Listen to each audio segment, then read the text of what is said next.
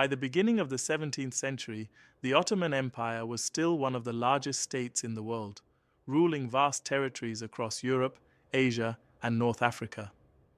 Its flag flew over strategic cities, vital trade routes, and diverse populations. Yet behind this impressive map, a slow but serious process of territorial and military decline had already begun. Over the next 2 centuries, the empire would lose key lands to rising European powers, most notably Austria and Russia, revealing deep weaknesses in its military system, governance, and ability to adapt to a changing world. The roots of territorial decline lay partly in the end of sustained expansion. For generations, Ottoman strength had depended on conquest. Victories brought land, wealth, prestige, and loyalty from soldiers rewarded with spoils and estates. By the early 1600s, however, the empire's borders had reached natural and political limits. Europe was no longer divided into weak states. Instead, powerful centralized monarchies were emerging, capable of mobilizing large, well-equipped armies. The Ottomans now faced enemies who could match them on the battlefield. One of the most significant fronts of Ottoman decline was Central Europe.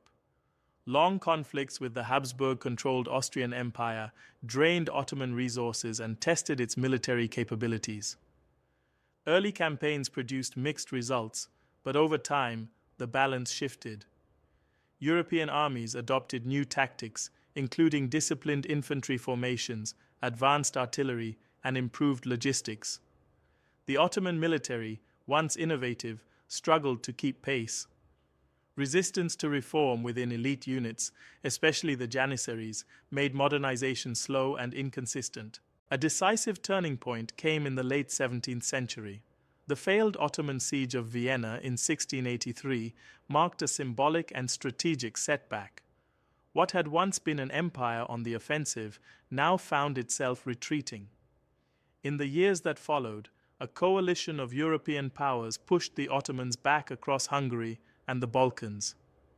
The Treaty of Karlowitz in 1699 forced the empire to surrender large territories, including most of Hungary, to Austria. For the first time, the Ottomans formally accepted major territorial losses in Europe, signaling a new era. While Austria pressed from the west, Russia emerged as an even more dangerous rival in the north. Initially a relatively minor power, Russia transformed itself through aggressive reforms and expansion.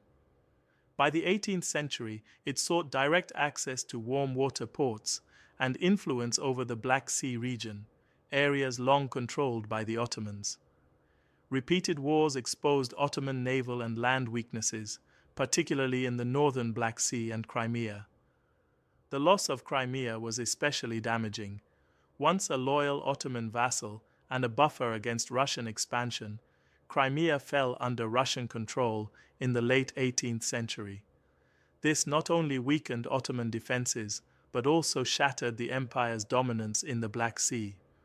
Russian fleets now challenged Ottoman naval power, while Russian armies advanced deeper into Ottoman-held territories. Military decline was not simply the result of battlefield defeats. It reflected deeper structural problems.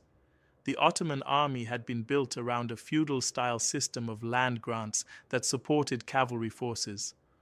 Over time, this system eroded. Land revenues declined, corruption spread, and soldiers were increasingly paid in cash rather than supported by land. This shift placed enormous strain on the treasury and reduced the effectiveness of traditional forces. The Janissaries, once the backbone of Ottoman military success, became a symbol of decline. Originally trained from youth, strictly disciplined, and loyal to the Sultan, they gradually turned into a privileged urban class. Many engaged in trade, resisted new training methods, and opposed the introduction of modern weapons and drills. Their involvement in palace politics made reform dangerous, as sultans who challenged them risked rebellion or removal. Economic weakness further undermined military strength. As global trade routes shifted toward the Atlantic, Ottoman control of traditional trade corridors became less valuable. State revenues shrank, while the cost of war increased dramatically. European powers funded their armies through efficient taxation and early financial institutions.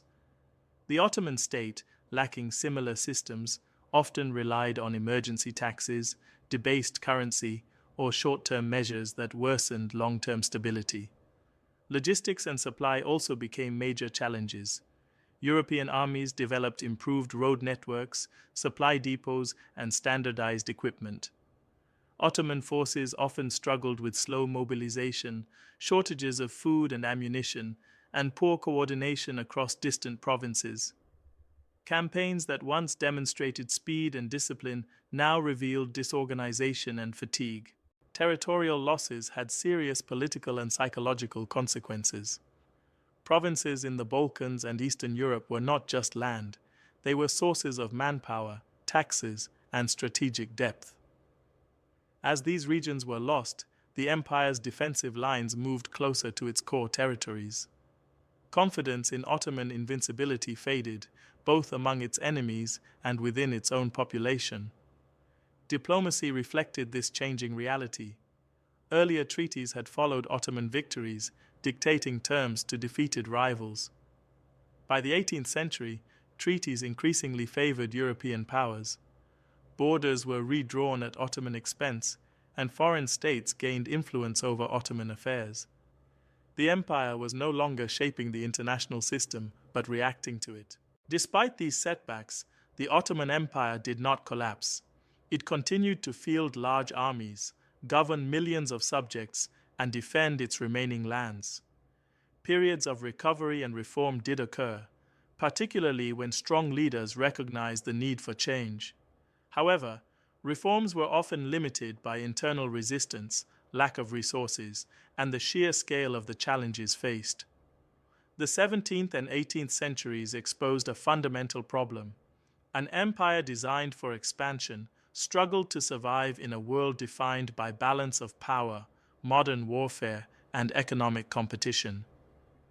Austria and Russia did not defeat the Ottomans through single decisive blows, but through sustained pressure that exploited Ottoman weaknesses over time. Territorial and military decline was therefore not just a story of lost battles and surrendered lands. It was a gradual unraveling of systems that had once worked brilliantly but failed to evolve. Each defeat reduced resources, weakened morale, and made recovery more difficult. By the end of the 18th century, the Ottoman Empire remained a major state, but its vulnerability was clear. This period stands as a critical chapter in Ottoman history. It reveals how military strength depends not only on courage and tradition, but on adaptation, innovation, and effective governance. The losses to Austria and Russia were not inevitable, but they were the result of delayed reform and resistance to change. In that sense, territorial and military decline was both a warning and a lesson, one that would shape the empire's final century.